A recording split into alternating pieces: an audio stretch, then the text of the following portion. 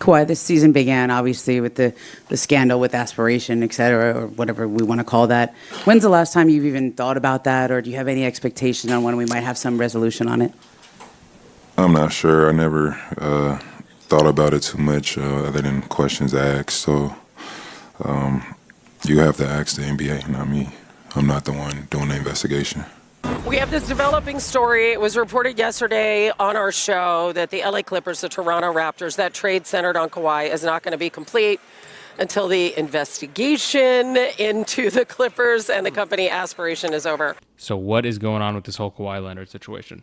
Obviously, him and the Clippers looked like they were not going to be coming to a long-term extension, so they began seeking out trade opportunities. Kawhi gave them a list of teams he'd be willing to sign a long-term extension with. He ends up going to the Raptors. The Clippers actually ended up netting a pretty good haul back for him considering the circumstances. They get Brandon Ingram, Grady Dick, first-round picks in 2031, 2033, 2 seconds, a pick swap in 2027, which is kind of just a throw-in because I don't think the Clippers will be better than the Raptors this year, so I don't think it'll materialize into anything. All right, all of that has played out, and then come to find out that the trade actually has not been made official yet and is now on hold until the whole Kawhi Leonard Aspiration investigation is concluded. And even though I do think the trade will go through eventually, whether that's cleanly or with Kawhi having to serve a suspension or pay a fine or face some other disciplinary action, we'll look further into that later.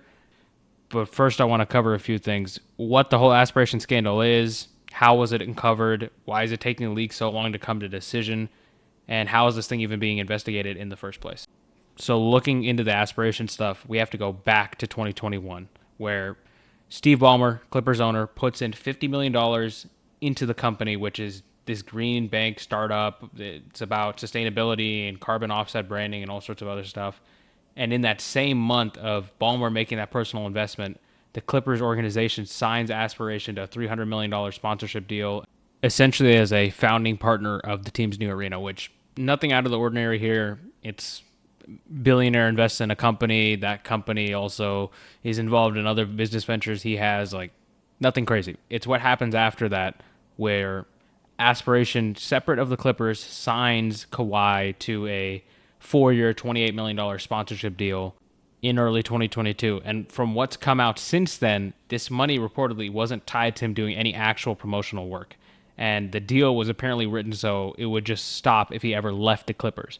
There was also a separate arrangement made worth around $20 million or so in stock on top of that. So you add all that up, you basically get back to that same number Ballmer had initially put into the company in the first place, which on paper, it doesn't seem like a coincidence. It could be, but it's suspicious.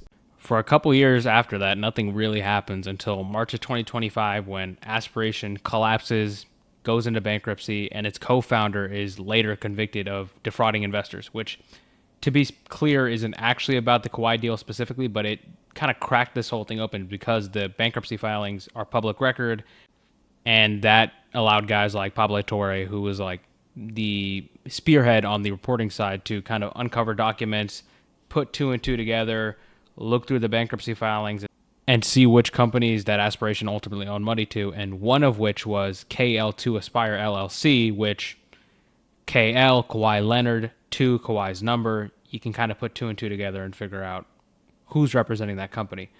They look further into the deal, and it kind of shows that Kawhi had a situation set up where he has an unusual amount of control over the marketing content. He's essentially a no-show promoter, and it also lets him walk away from Aspiration the second he's not on the Clippers anymore, which is obviously not how real endorsement deals work. The Clippers obviously deny this hard, but Pablo Torre continues to report on it. He brings in even more sources. ESPN picks it up, and it becomes this huge story that is lingering over the Clippers season.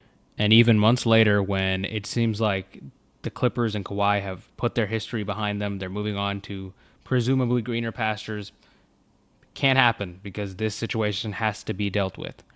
And now it almost starts to become a bad look for Adam Silver in the league office because it's a year into this investigation, we still don't have a resolution.